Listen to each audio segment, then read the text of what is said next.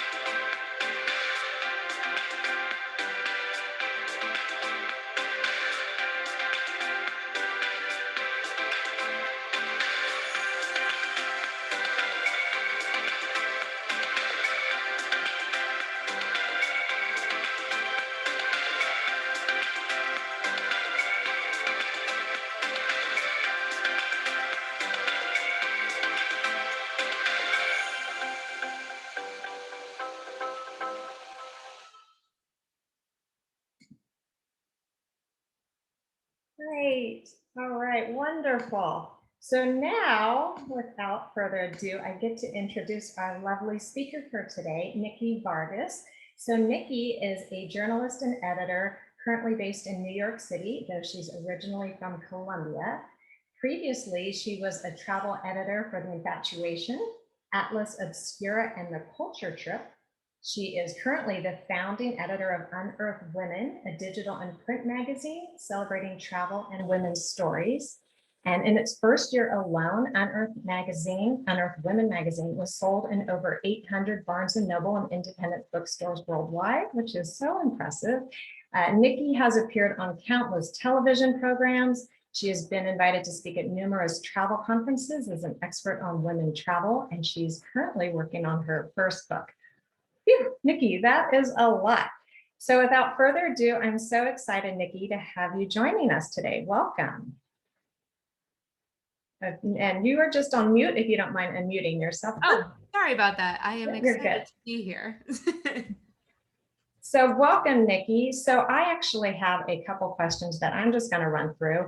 And so again, just a reminder for everyone in the audience, if you think of a question as we're chatting, just jot it down in the chat box and we'll make sure to get that answered for you. So my first question, Nikki, is so for those people who are unfamiliar with Unearth Women Magazine, can you give us a quick rundown of what it's all about?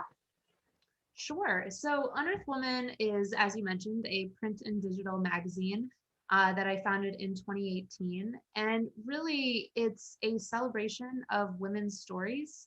The magazine was really just a way to spotlight stories that I felt weren't really getting the attention they deserved, and also to show travelers how to support women when traveling.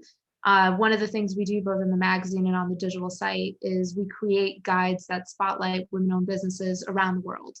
And so that's really one of the ethos of our company, is to try to help travelers see the world in a way that is through the lens of feminism, both through understanding women's history and impact on the places they're visiting, but also in a way that they could support women in the countries that they're traveling to.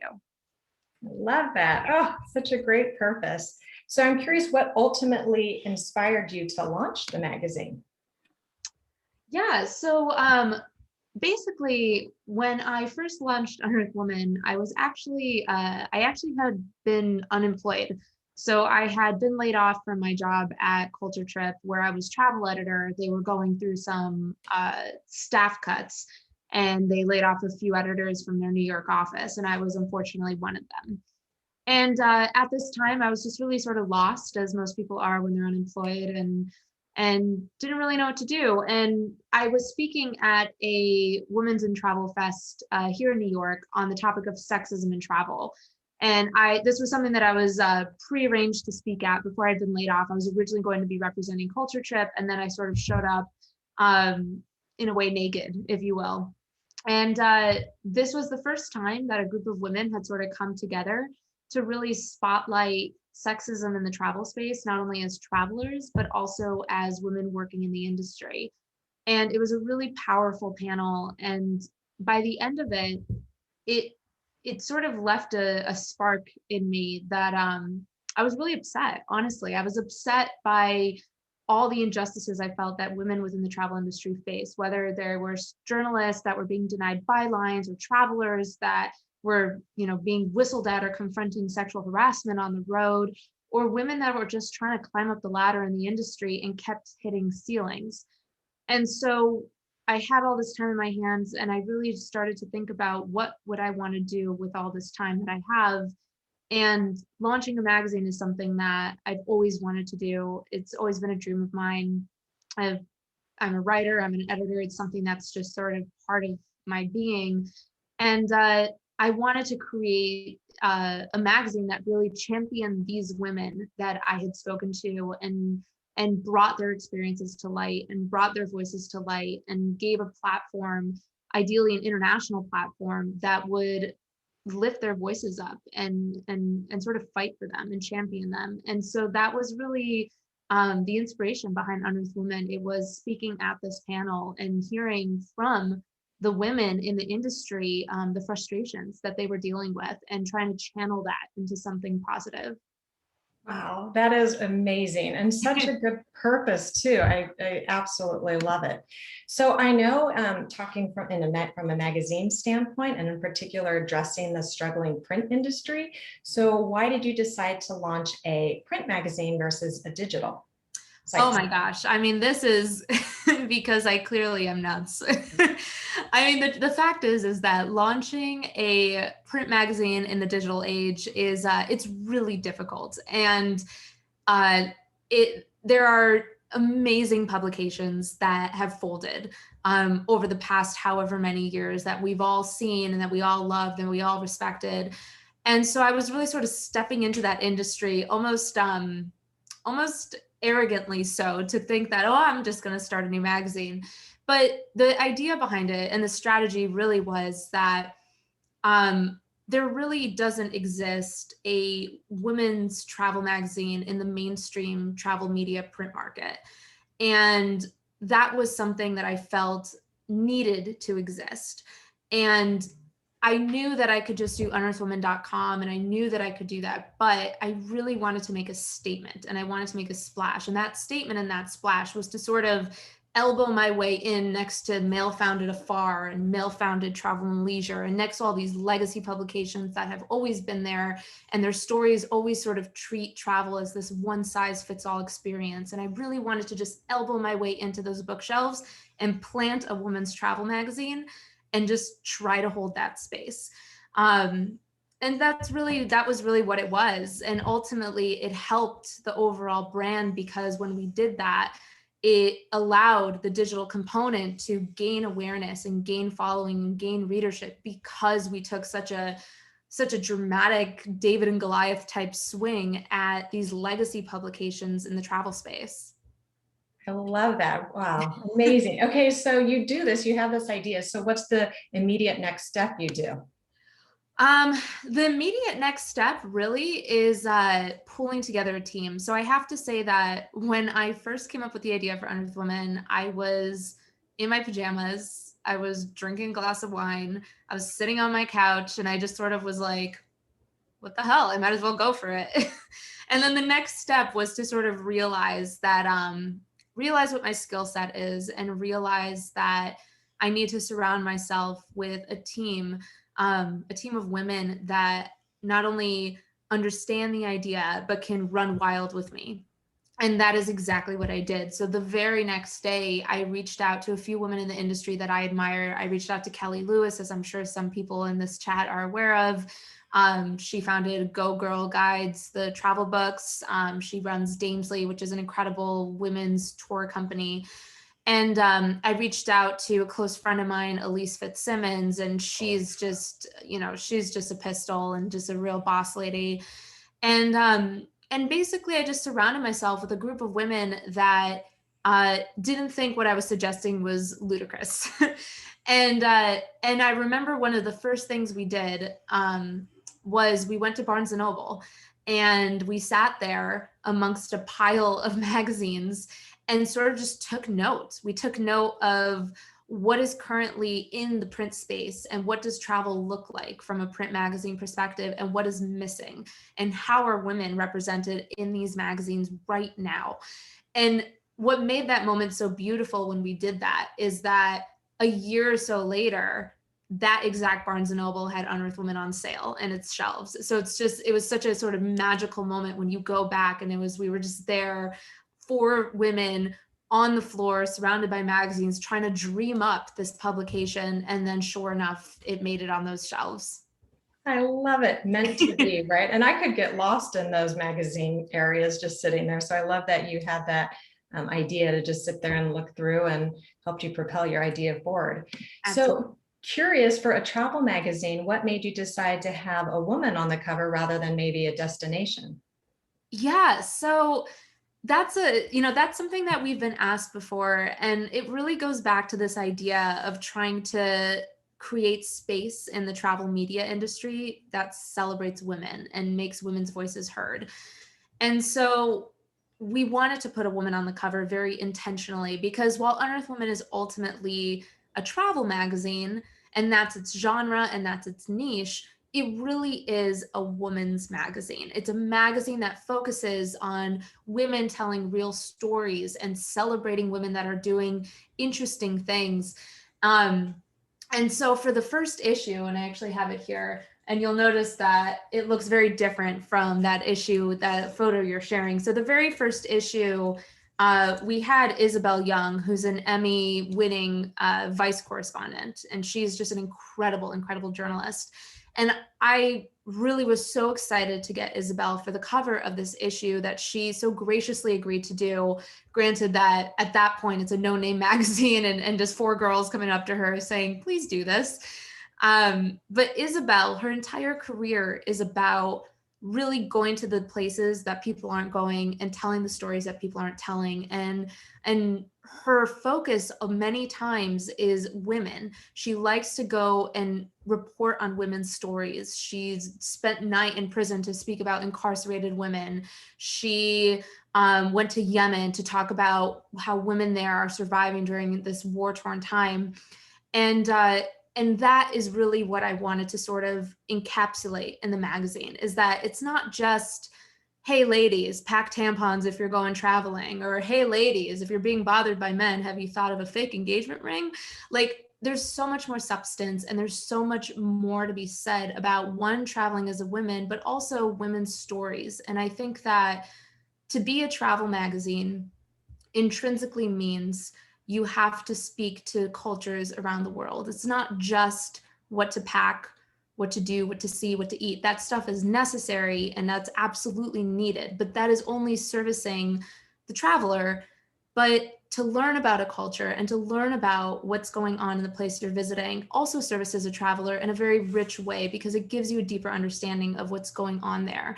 And to understand it from the lens of women, I mean, that is so important, because the experience of being a woman in different countries around the world varies in so many ways. And there are women that are just pushing against society in incredibly inspiring ways to advance women's rights, to advance, to close the pay gap, to advance access to education and to health. And those are the sort of women that we aim to focus on in Unearth Women, because not only do we want you to celebrate women and to travel as a well-informed modern woman, but we really also want you to understand that anywhere you go in the world, these, and forgive the cliche term, these sheroes are there, and they're changing society and they're making history in this very moment.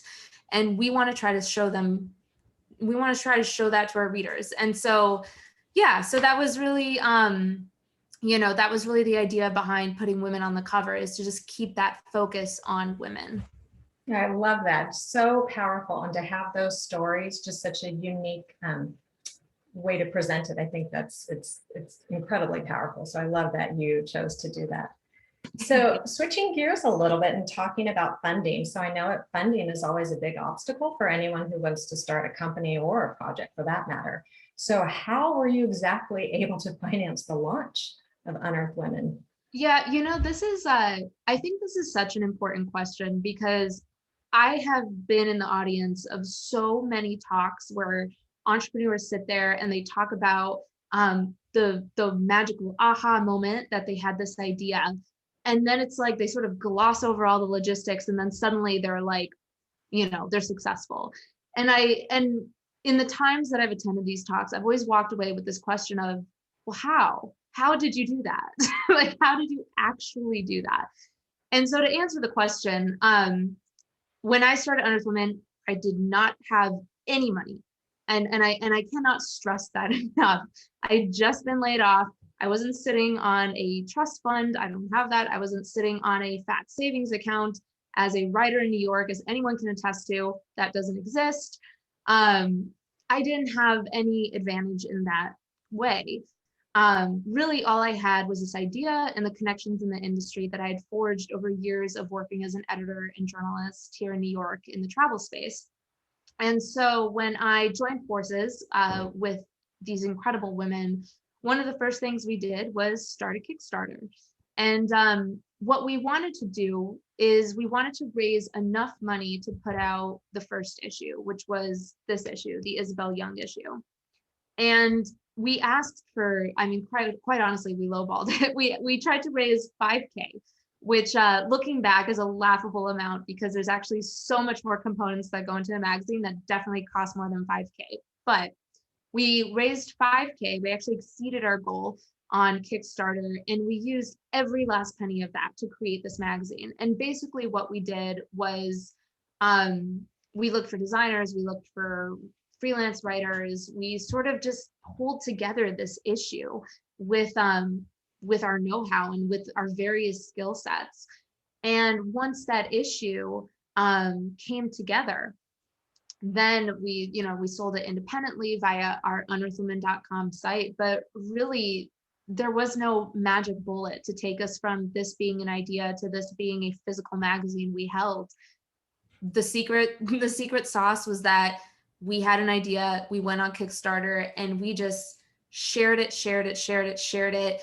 Also, because I had assembled this team of women, and these are women that all in their own rights had cultivated connections and networks and following of their own, it just amplified it that much more and amplified the idea that much more so that we could at least get a starting fund to get this idea off the ground.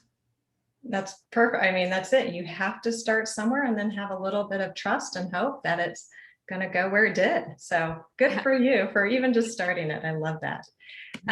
So you kind of touched on that, or you mentioned a little bit. So you started off independently. How did you then launch into so many of these, over 800 Barnes and Noble bookstores? How did that happen? Yeah. So what we did, once the first issue came out, we did something that, to be honest, we held a launch party in New York. We pulled together whatever remaining money we had from putting out the magazine. We had printed, I want to say, about 100 copies of the magazine. Some of it was sold via the site. Some of it was sent to people we hoped to work with one day, potential investors. But ultimately, what we decided to do was we decided to really congratulate ourselves on the fact that we did this. And I think that at that point, we were all sort of like, wow, I don't know if we're going to get to keep doing this, but let's just celebrate the fact that we took this from an idea to a flesh and blood magazine in the span of about 6 months. So we had a launch party here in New York to celebrate the launch of Unearth Women.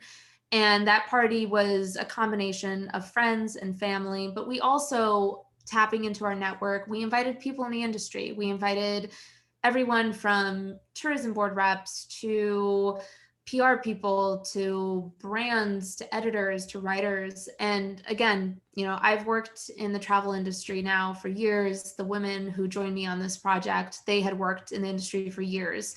And so it really was just a matter of digging into those connections that we had painstakingly built over time, so that we felt comfortable enough to say, hey, this is something I did. Would you like to come and raise a glass to it and check it out?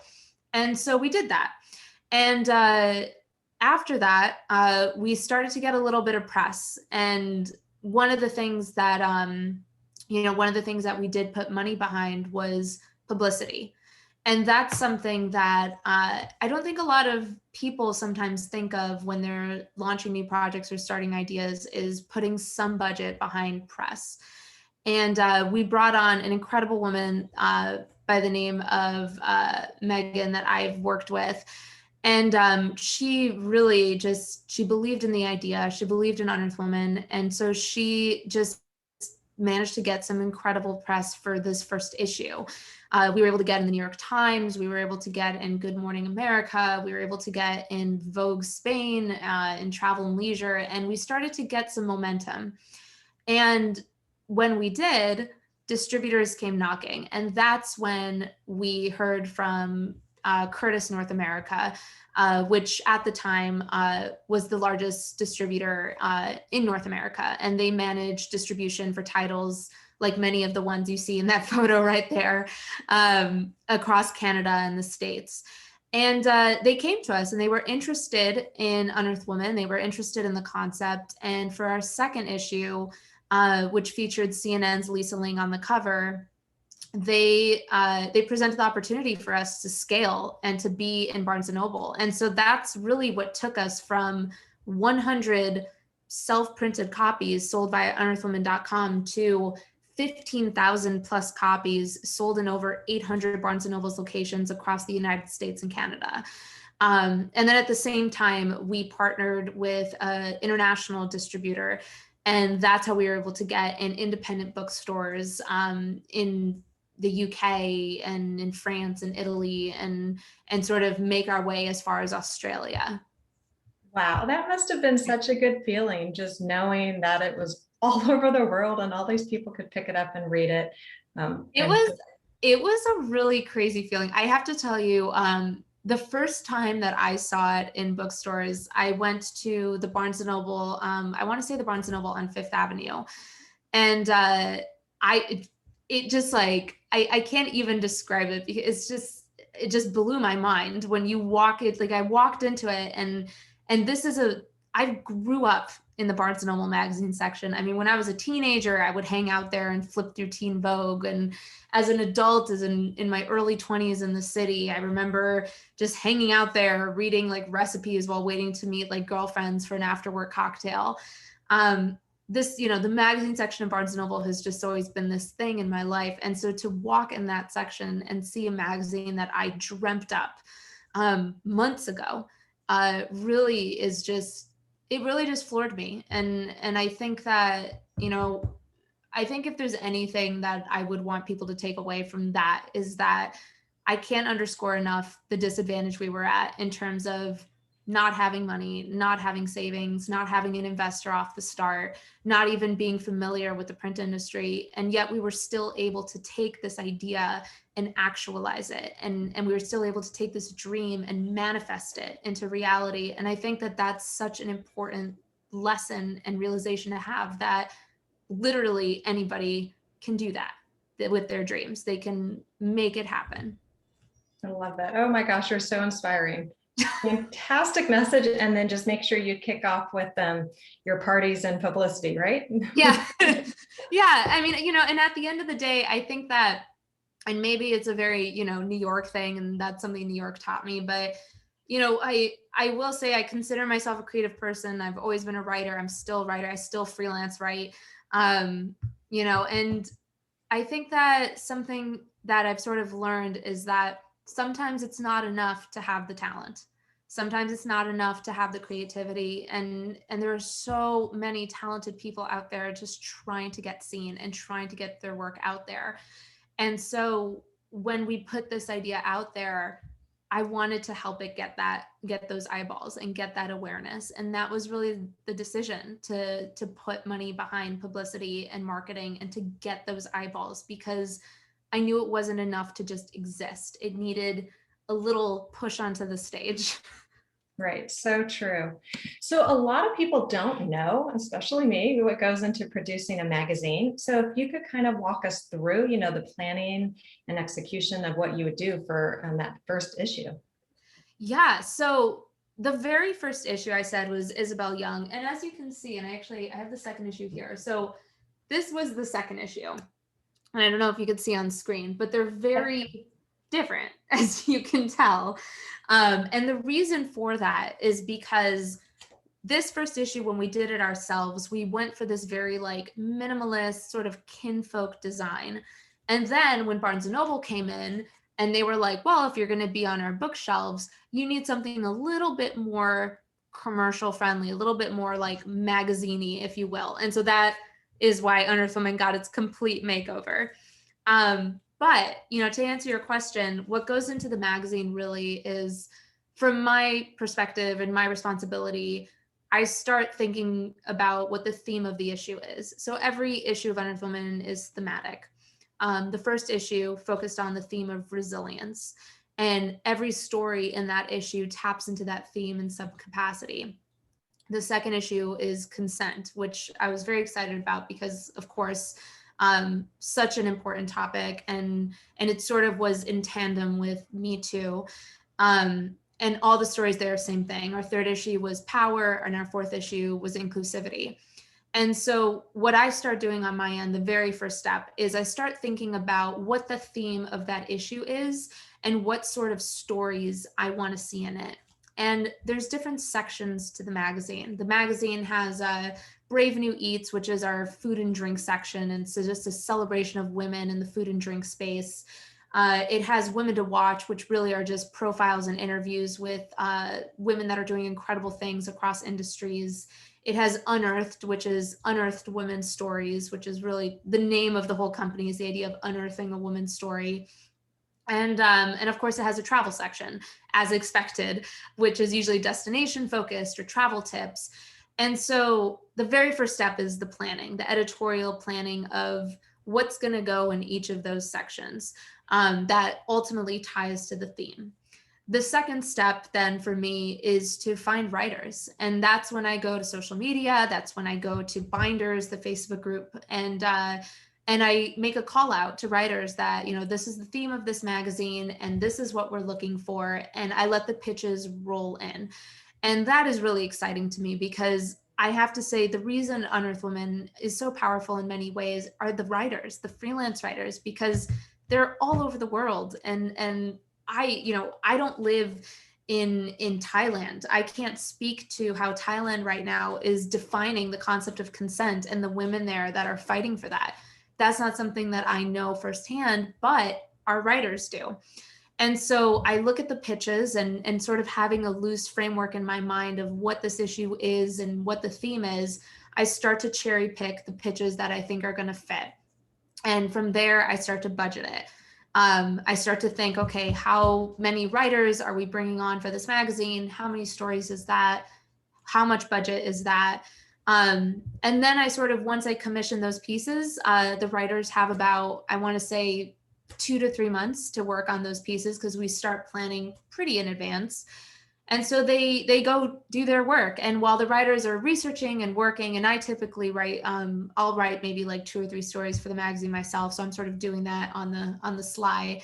But while that's going on, we have a designer who's incredible. And she really is the one who's responsible for designing the issues from this one onward, the transformation of the magazine. And so she usually, once we get the stories in and once we get all the drafts in and I've had the chance to edit them and I've had my team take a look at them, from there, we hand everything over to our designer. Oof. And she starts to pull everything into a mock and a mix of photography that we've sourced that have been provided to us by the writers that are purchased off of Shutterstock and Getty. She starts to pull together a magical mock of the magazine, which is so exciting when you first see it, because up until that point, everything is just loose Google documents and email attachments. And then suddenly she sends you a PDF and it's like, oh my God, like you look at it and you're like,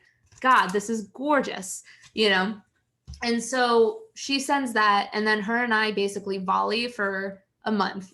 We just go back and forth with little nitpicking edits, and I have to read the magazine so many times. I read the magazine so many times that by the time they come out, I can't stand to read it again. I just look at it because it's too much, because I have to go there and painstakingly edit every single little word and look at the layout and look at the design and make sure the page numbers aren't messed up. And we've definitely had mistakes in past issues that I've just like, I looked at you 30 times and I missed this mistake.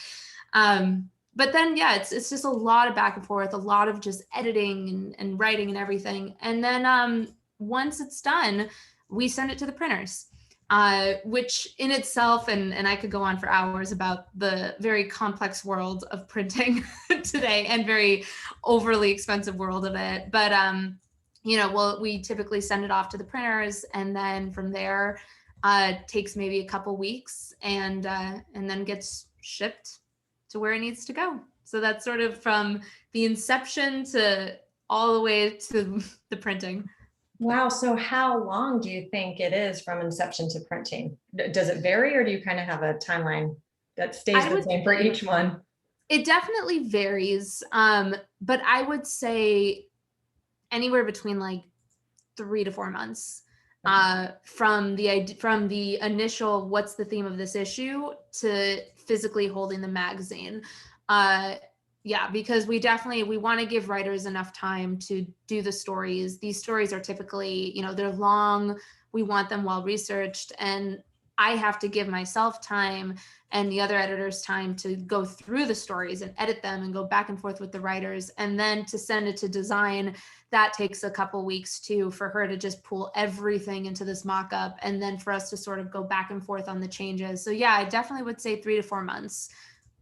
Oh, it's a lot. I mean, Yeah. here we pick up a magazine and look at the pretty pictures and read the stories, but I love that you're able to walk us through it, because there is so much that goes on behind the scenes to make it. There is, and I have to say, I'm not an expert on this by any means.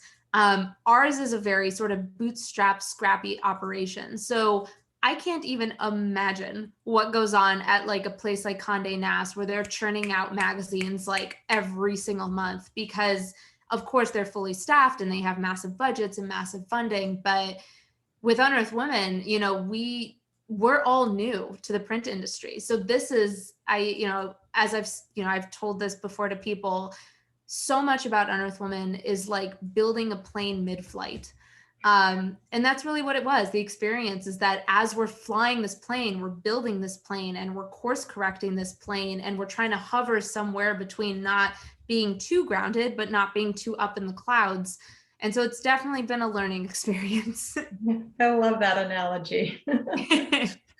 So I know in 2019, you decided to temporarily pause the printing of the magazine. So I'm curious if you can just give us a little bit of insight onto what happened there.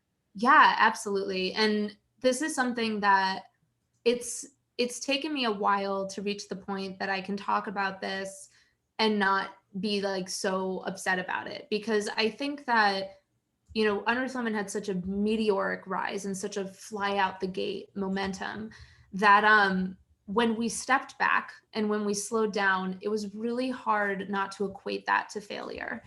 And the thing is that when you're starting an idea and you're starting a company from scratch and you're starting a magazine from scratch, there's so much course correction that happens. And it's very rare that this idea that you had in your mind is going to stay exactly that way, because you're opening it up to the world and you're opening it up to advertisers and readers and all of these opinions, and that requires change.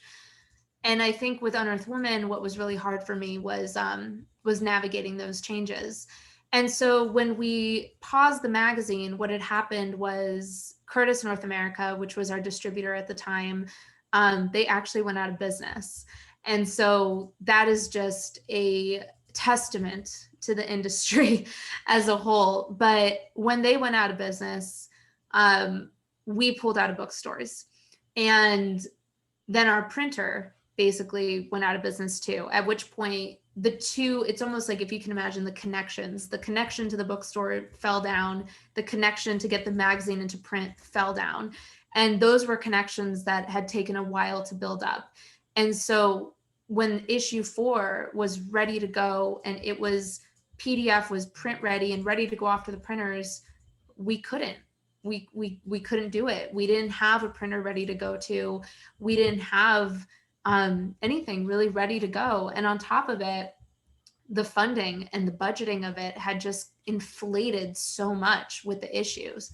I think looking back, we moved really fast.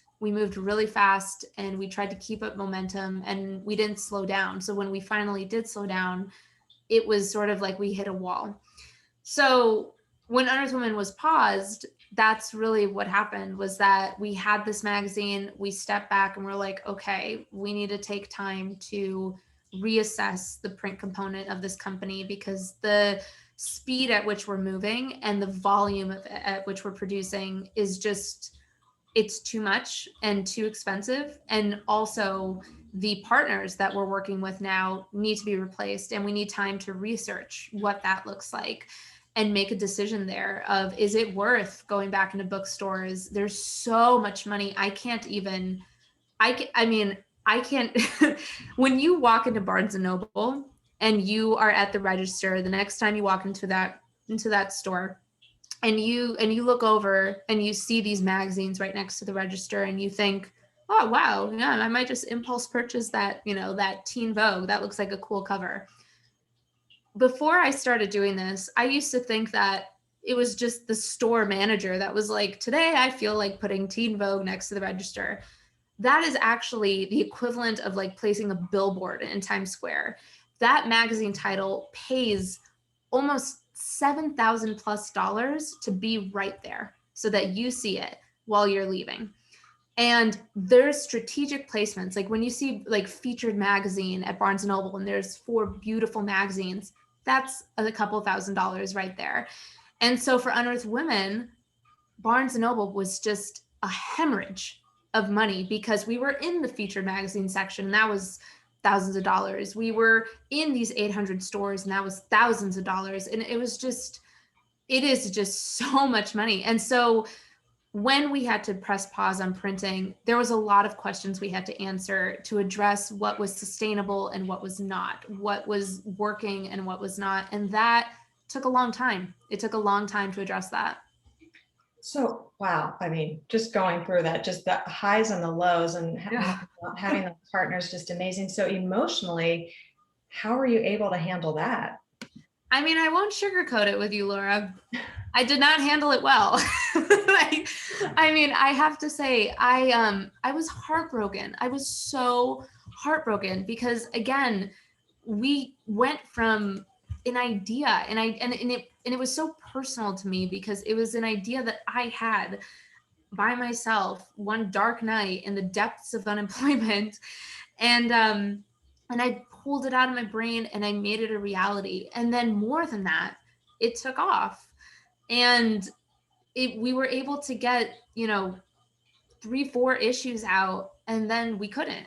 And it just devastated me. And the 4th issue that we weren't able to send to the printers, to me, was and is the most important one that we've done because it just represented everything that Unearthed Women stands for to me, which is just every inclusivity and championing women and shining light on all the things that the travel industry just doesn't pay attention to. Things like what it's like to travel with the disabilities and the challenges that come with that.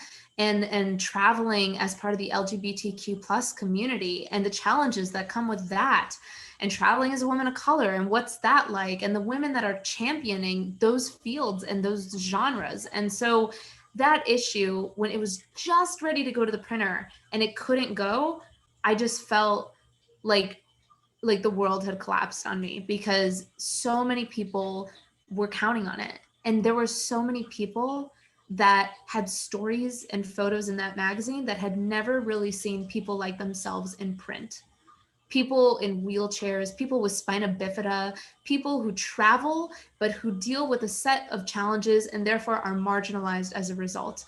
And that issue was their moment of glory. And it was mine as well, because it was important to me to give them that platform. And so I didn't handle it well. I really didn't. I was so upset. It took a while for me to sort of reignite that spark for Unearthed Women, because for a few months after, it felt like it had been snuffed out. But I did eventually get past it. And I think the biggest lesson that I can offer is that the biggest epiphany to me was realizing that slowing down does not mean failing. And that just because the magazine didn't come out doesn't mean that Unearthed Women died.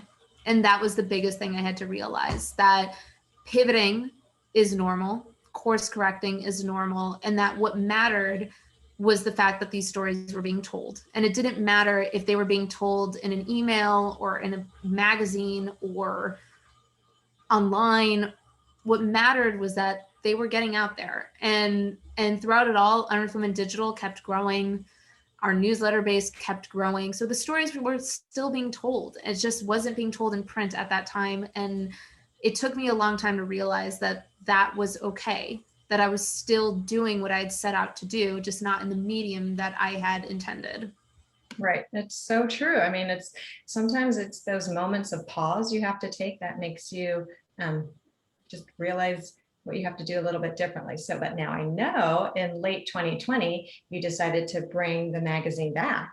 And you also printed these feminist city guides. So I'm curious, what can readers expect moving forward from Unearth Women? Yeah, so the feminist city guides I'm super excited about because we, as I mentioned, we create these feminist city guides that spotlight women-owned businesses. And so these are just little like travel books that you can take with you. And we have one right now for New York. But my hope is to keep producing these and keep updating these for cities around the world. And you're right, issue 4, we finally printed, and I was so excited to make that happen. Issue 4, again, I can't say enough good things about it, but to hold it felt so important. To send it to the women that are in it felt so important. And, moving forward, ultimately what we decided is we're going to continue printing Unearth Women Magazine. We're just going to scale back. So when we were printing 4 times a year, we're going to look to print 2 times a year. And we're going to scale back to printing independently. I think the way, unfortunately, the print industry is going, it's not feasible to keep, killing ourselves to be in bookstores just to say we are. And as it goes, it just feels like we have more impact by being able to just get this in the hands of readers rather than having it go through all of these different hands just to get in bookstores, and then whatever's not sold is just thrown away. And that's tragic. In the very least, leftover issues here can be given to attendees of events like this, or given to charity or whatever. So yeah, that's what people can expect. And the magazine to continue, Feminist City Guide books to continue, and also the book. One of the cool things about Unearth Women is we got a book deal with Penguin Random House, and we are working with Clarkson and Potter, which is an imprint under Penguin Random House. And we're working on a women's travel book, which is coming out in spring 2022. And this travel book really sort of takes the torch lit by Unearth Women and runs with it. It's a book on how to travel as a woman today and everything that entails, including how to build your very own feminist city guide and support women on your travels. And of course, that is a very lofty topic, and I am one person with one perspective. So it is a collaborative effort, which I'm very happy to say. So we have incredible writers like Onika Raymond, as I'm sure many people know. She's one of our contributing authors. We have people like Brooke Sayward, who's an incredibly, incredibly talented travel blogger and author in her own right, who has a book with Penguin Random House Australia. We have Kelly Lewis, of course, who's one of our founders, and she's writing for the book. So we have an incredible group of women that really came together and poured their travel knowledge into this book. So in spring 2022, that book will be coming out, and my hope in a God, I hope a post-COVID world is to go on a book tour and to go to cities around the country and meet women in wine bars and talk about travel. Oh, that's amazing. I know all of us are going to be so excited to read that. And I love what you said. I mean, you're still getting your message across. Now you're just doing it through different platforms. And maybe it's not, as you mentioned, the magazine as often, but it's still being impactful no matter what. So I love that you're able to take that pause, but you came out flying even higher with all of it. So it's so impressive.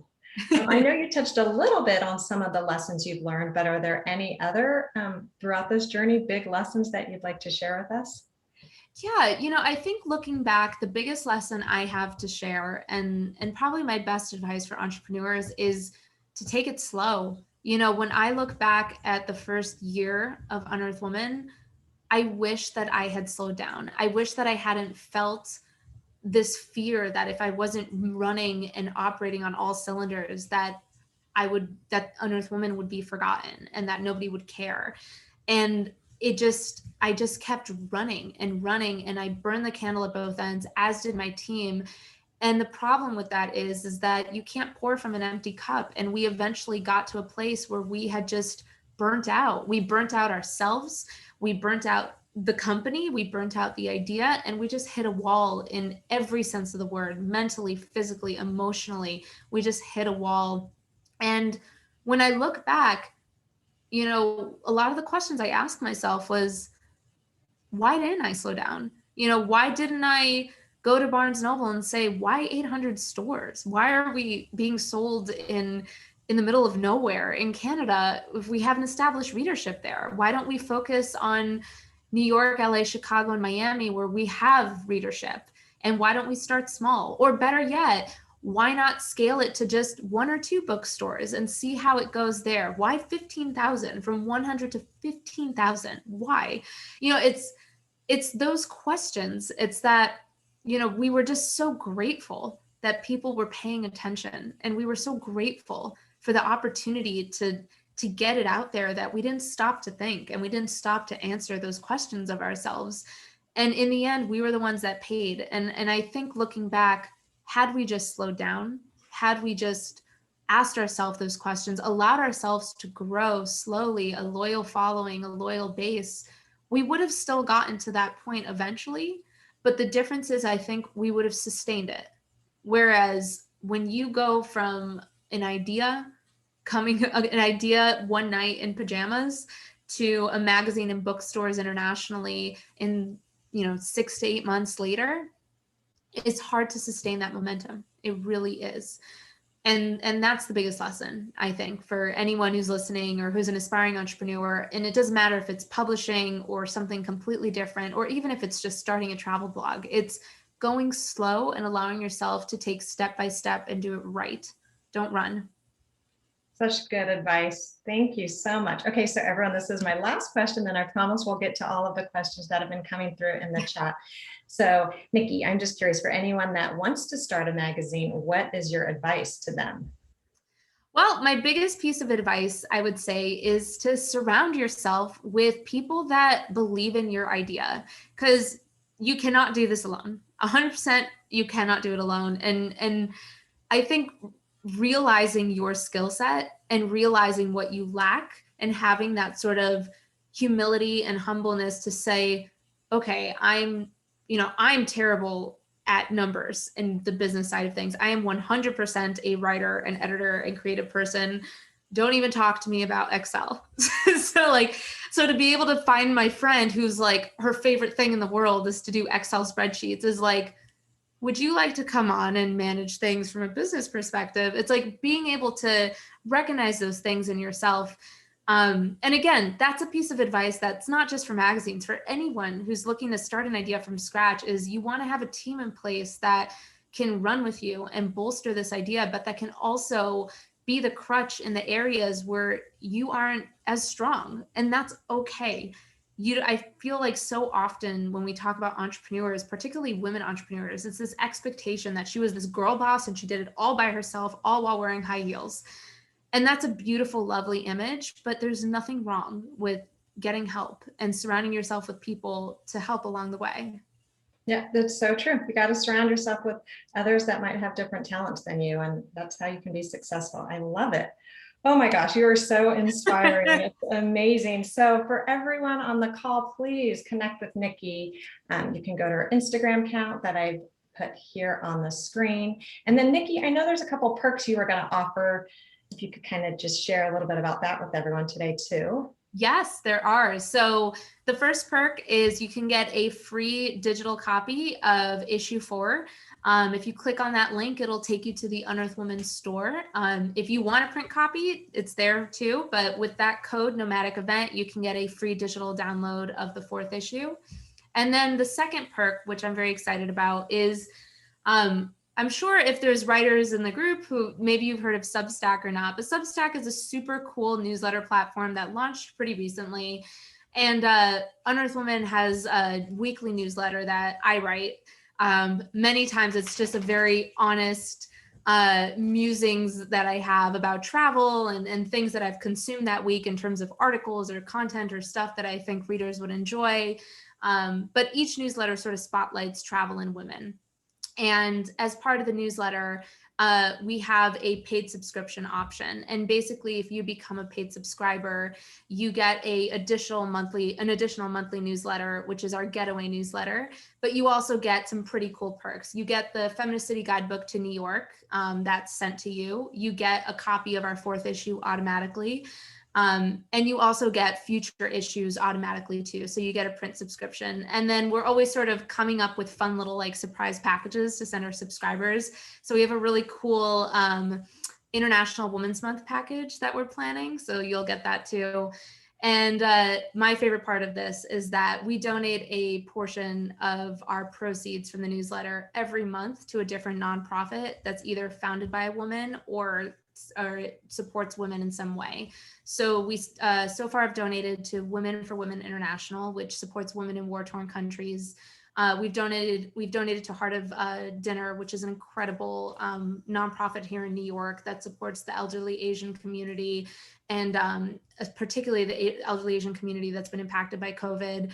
And this month, we're donating to Black Mamas Matter Alliance, which is an awesome organization that fights for healthcare rights for Black women, and particularly maternal healthcare rights. So you can get all of that when you click on the link, and then and that should just give you a 15% off discount on a year subscription. So pretty cool, lots of perks. Oh my gosh, so amazing. I know we'll drop that in the chat as well so everyone can see or can click on those links. But absolutely amazing, Nikki. I love that you give back a portion of that. And I know for me, I'm really excited to hear and read the 4th issue. Yay, yeah, I'm so proud of it. And Avita Robinson, she's our cover girl. So she's incredible in her own right. She's the founder of the Nomadic Travel Tribe, Audacity Fest. She's a contributing editor for Condé Nast Traveler. So she's our cover girl, and she's just such a strong woman when it comes to championing diversity in the travel space. So she's absolutely perfect for this magazine. Wonderful. Okay, and now, as I promised, I'm getting to all of your questions. So we have one from Victoria, and she was curious, how has the pandemic changed the way you work or create the magazine? Yeah, I mean, I will say the pandemic so last year we were able to print issue 4. So I would say since the pandemic started, it's given me the time to kind of slow down, to reassess where Unearth Women is, and to answer all those questions that I hadn't answered before, and to have those epiphanies that I hadn't had before about, slowing down, not equating to failure. But really, the pandemic allowed me to find a new printer, to sort of get the magazine back up and running, to think about how can I keep this going moving forward. And then also it allowed me to do new things that I haven't had time to do. So, introducing the Feminicity Guidebook is something that came about because of the pandemic. Relaunching, I should say, the Unearth Women newsletter on the Substack platform, and opening a new revenue stream as a result for the company is something else that happened as a result of the pandemic. And then also being able to give back via the newsletter profits is something that I've always wanted to do with this company, have some sort of philanthropic tie-in. And again, I've had so much time. I basically have been in this apartment for I don't know, what are we on, a year plus. So I literally have nothing but time. And yeah, I'm just thinking and doing. I love it though, but you've been able to find different positive ways to do it. So it's been amazing. So we've got another question from Jasmine. So cost of digital versus printed. So due to the cost, do you think it would be more feasible to start digitally versus printed? So running digital is definitely cheaper. I would say when you first start out, the most expensive thing for us was web design. And I have a great web designer that I used in a previous life for a now defunct personal blog. But she's excellent. And so basically, once we had the website up and running, set up on WordSpace, designed the way it is by this woman, then it's really just a matter of sort of all the monthly costs associated with the website itself. And that really runs the gamut. At minimum, Unearth Women costs about, I want to say $150 a month, digital at minimum. And that's just to keep, as they would say, the lights on, which is just to keep the website running, just to keep things working, our online store running, everything. Now, where it gets more expensive, obviously, is when we start commissioning work from writers. And it's been a very personal sticking point for me from the beginning that we will pay our writers. And I will, over my dead body, will we pay them anything less than $100. in the beginning we were paying like $75, but since then we've upped it. But like I'm a freelance journalist, and like when I approach publications that are much bigger than Unearth Women and they're like, we'll pay you $25 for this story, I can't. Like I cannot. So I refuse to perpetuate that problem. So even with the bare minimum of running the website and then paying digital writers however many stories we want to commission that month, and typically it's maybe like 3 to 4, it's still cheaper. Yes, it's still absolutely cheaper than the magazine, because the designing of the magazine's expensive, the printing of the magazine's expensive, even though we have found a much more cost-efficient printing option. And also the stories for the magazine are expensive, because for digital, we pay typically maybe between 100 and 150 for a digital story, but our print magazines, our writers are getting paid 300 to 400. So it's a much different ballpark. Gotcha. And you don't have to pay for that prime space at Barnes and Noble that you were talking about. Oh my God, I know. I can't believe that I literally thought, out of the kindness of their hearts, the like store clerks were like, today I'm going to put Fortune next to the register. Like, I would have never thought of that. So now every time I walk in, I'm going to be checking that out for sure. yeah, it's unreal. Just know that they're paying thousands of dollars, so you can casually pick it up near the register and be like, should I? Right. Okay, so Rachel has a question. She's curious, how were you able to work with the independent bookstores? So that was entirely managed through our international distributor. And I have to be honest, I didn't have much, I guess, communication with it. So my partner, Elise really was publisher of Unearth Women. And that's the one that her Excels are like her love language. So when she came on board, her role really was to manage the publishing of the magazine, manage sort of the finances behind it. And my role was to manage the editorial content and really manage the editors and the writers and all that jazz. But one thing I will say is that when we started out, we, on that, that day that we sort of sat down in Barnes and Noble and surrounded ourselves with magazines, we found a niche magazine that we really admired. And it was a woman's sort of indie mag. It's not around anymore, but it was new. And it was kind of in the same vein of what we were going for, except it had no relation to travel whatsoever. And when I was looking at this magazine, I noticed that there was a distribution consultant listed in the masthead of this magazine. And mastheads are excellent resources for anyone, if you're interested in any magazines in any capacity, whether editors, commissioning editors, whatever it is you're looking for, look at mastheads. But we looked at the masthead, and we actually ended up reaching out to this distribution consultant, and she actually ended up joining our team. So she came on board, and she was instrumental in expanding Unearth Women the way that it did. And she really was a key player in getting us into international bookstores. But as impressive as all that sounds, again, it sort of goes back to moving slow, because if I had asked myself at the time, why are we on sale in a random independent bookstore in Australia? The answer to that question would have been, I don't know. We don't have readership there. We haven't established readership there. We are literally just throwing magazines away. And that's not a good business strategy. So looking back, that's one of the things that we probably could have saved a lot of money on, is not going into bookstores internationally. Here's a good lesson for everyone. Yeah. Yeah. Kelsey Miller at Bucket Magazine was curious who you used to print your magazine, or who you're currently using. Yeah, so at the time, we were using a company, I want to say it was called API. And currently, right now, for issue 4, we actually ended up using Blurb. And so Blurb, as I'm sure many people know, is just on-demand printing. And if you work with their premium division, they actually do really great mass printing. And so that's what we used for issue 4 as a test run. I was really nervous to do it, because I wasn't sure that it would live up to the quality and the standards that we had for the previous issues, but it actually blew me away. Issue 4 turned out beautiful. And what I love about it is the on-demand part is super important. Again, I cannot say this again or say this enough. When we were in bookstores, the thing that really sucks is that you may print 15,000 copies, you will only make what gets sold. And so let's say of the 15,000 copies, only 1,000 is sold, 14,000 copies are destroyed.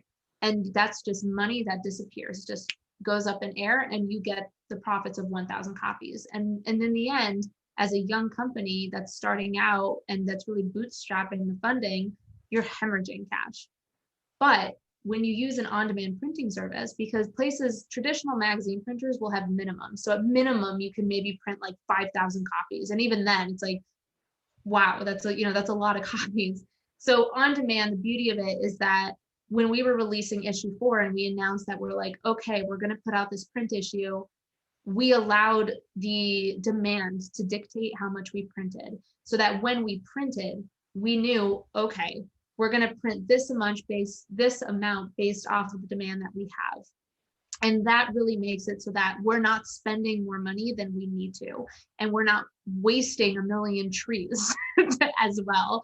So all around, waste is minimized with on-demand printing. And again, it just sort of speaks to sort of scaling down the operation a bit and moving slowly and sort of seeing what readers want. Because if people don't want to buy the magazine, and if we're only really selling a handful here and there, that dictates business strategy. Whereas if people are, ordering 5,000 copies and they want it, it's like, well, okay, maybe we should be back in bookstores. So it helps us to sort of course correct where we go from this point forward. Yeah. Wow. Smart though. Very smart. And again, another way you had to pivot and think differently. So Yeah. just learning as you go. So Nicole was curious, did you or do you work with advertisers? Yeah. So that was definitely a challenge, and it still remains a challenge for the digital site and for the magazine. But basically we went right back to those networks and Rolodexes we had built over time. And we just reached out to people in our network to see if they would be interested in working with us. We reached out and worked with Intrepid Travel. We reached out and worked with Villainous Tourism. We reached out and worked out with Colpack, which is a travel company that does like backpacks and stuff. But basically, we just reached out to our connections and we're like, this is what we're doing. We put together a media kit that showcased our numbers, showcased our digital following, showcased our reach, and saw if they would be interested in advertising or placing either a print ad or digital ad. And so we did manage to get advertisers. What I will say though is that it can be tricky as a new publication to get enough advertisers to offset the cost of printing, which again sort of goes back to moving slowly. Because it, again, looking like if I had gone back in time and been like, why am I printing 15,000 plus copies for this amount of money if we only have this amount of advertisers and it's only offsetting this percentage of the costs, I might have made different business decisions. So, I think that you can definitely get advertisers. I just would make sure that just don't outspend your means, I guess, when it comes to it. Perfect. And then Nikki, I just wanted to make sure, I know we're over the hour. I probably have a handful more questions. Are you okay? I have time. Yeah, okay. Totally fine. Okay. And then for anyone else on the call, if we don't get to your question or you have another one, feel free to just reach out to Nikki separately over Instagram. I'm sure she'd be happy to connect with you that way. So let's see, Nicole, actually Sydney had a great question from Out of Nowhere Travel. So do you have any advice on writing travel content or even specific resources? You look for sources of inspiration for your writing? Yeah. Well, Sydney, do you, and can she unmute? I can try to unmute her. Yeah, Hi, she Sydney. did. Hi. What's up? Do you mean like pitching travel editors or like getting ideas for travel stories? Yeah, that's a great question. So right now I've just started, and a little context, I'm a copywriter. Okay. So I do a lot of freelance writing, sort of like you, but more headlines and things like that. So for the travel blog that I'm creating, I guess like if you have any advice on approaches on how to find, like I have certain ideas, and so I just execute that in articles. So yeah. Yeah. Does that make sense? Yeah, totally. When I first started my travel blog, like way back in the day, which is gone, so don't even, it's basically morphed into Unearth Women and whatever. But to answer your question, one of the things that I did was I really was interviewing other women in the space. I used to do a spotlight series. I think it was like, oh God, what was it called? It was basically like Women to Watch, but at the time I think it was like Travelers to Watch or something. I don't know. But the bottom line is that I like to always sort of turn a spotlight on what other people are doing in the industry. I think that's really interesting. And I think a lot of times it's overlooked. And particularly right now during COVID and, you know, traveling right now is such a hot button issue. There's unfortunately a lot of judge and shame around it. And it's sort of, it's tricky to navigate, and you don't know where people's sort of, you know, compass lies with comfort when it comes to traveling right now. So what Unearth Women is doing is that we're sort of leaning more into our women to watch and more into women's stories. So for you, that's not only a great way to create content by reaching out to women you admire and asking if you can interview them for your blog, or if they don't have time, you could even, you know, send them maybe 10 questions via email and say, would you be interested in being featured in my, you know, weekly series? But it's also a really great way to grow following really fast, because if you're reaching out to women that have following and have readership, their readers and their followers, they're going to see your blog and they're going to go discover it. So it's sort of a two-pronged approach to like not only give yourself content that's engaging and taps into the industry and celebrates women, but it also is a great way to just like put your blog on the map and start getting those eyeballs. Awesome. Thank you. Yeah. Okay, awesome. Thank you. And thanks, Sydney, for going off mute to chat too. Appreciate that. Okay, we've got a question from Nicole. So any recommendations for budding travel magazines without the level of connections you had from your time working as an editor? Yeah, that's a tricky one, because I have to say that so much of where Unearth Women got was through those connections and through just knowing people. So if I wasn't an editor and if I wasn't in the industry, I think what I would do is reach out to peers. You know, everybody has a network. Everybody within your network might have connections that could help out. So I think it goes back to sort of, again, surrounding yourself with that team of people who believe in your idea and seeing what everyone sort of brings to the table. You can almost imagine it like everybody comes to the table, empties their pocket and says, okay, what do we got here that can help us? That's a little bit like what you're doing, is like get some people on board that believe in your idea and your immediate network, and together sort of put your heads together and think, okay, how can we get this out there? What can we do? And it might surprise you the connections that people have, whether in passing. And you know, I did have an advantage because I've been a travel editor at these publications in the past, and I live in a city like New York, where I get to sort of meet these editors and writers on, well, what used to be a regular basis at events and stuff. But you don't necessarily need that to start a travel magazine from scratch. So that's a very long-winded answer and a long-winded way of saying, get a team that believes in your idea. Once you get that, put your heads together and look at your networks. It doesn't have to be editors and writers, but you could have people within your networks that could spread the word, help get the idea out there. You could feature in your magazine that might know a thing or two about printing or publishing, whatever it is. You'd be surprised, you know, or worst case, you could also just turn to social media. Everybody here is an influencer in their own right by virtue of having a social media account. So if it's not within your own network, you and your team can turn to your respective social media networks and just see what's out there. Tap people. Does anybody have a contact here? Look at groups like Girls Love Travel. Look at groups like Binders on Facebook. These groups are incredible resources for people with connections and without to access connections. Look at Clubhouse. I mean, that's an incredible, Laura and I were talking about it before the chat. That's an incredible way to connect with people in the industry and ask them questions directly. So there are so many ways that you can sort of, you know, sidestep that challenge and still get in touch with the people that can help move the needle on your idea. Perfect. All right. So I've got another question from Kelsey at the Bucket Magazine. So I'd love to know how you raise the funds for printing 1,000 copies for distribution.